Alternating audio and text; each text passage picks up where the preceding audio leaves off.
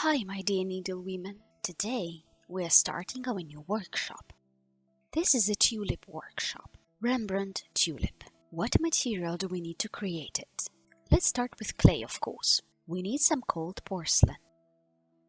Any cold porcelain. Here I have a fleur form. Next you need veiners. First, the tulip leaf veiner. Veiner of petals of a tulip. You will also need a cutter. In my case, it's just a special metal cutter. You can use a plastic special one for the veiner.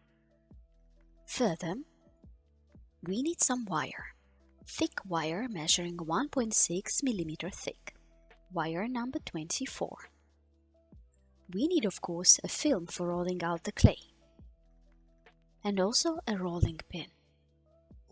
You will need a powder or, for example, starch.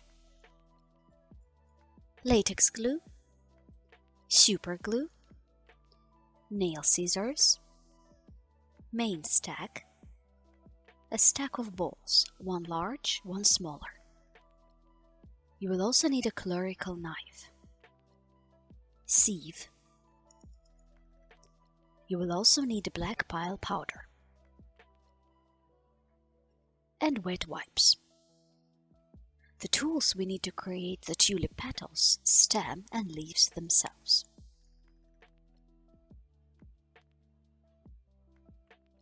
For tinting, we will use oil paints and thinner. In my case, number 4. It's already with a desiccant. A dryer is a product that allows the paint to dry faster. Next, oil paints.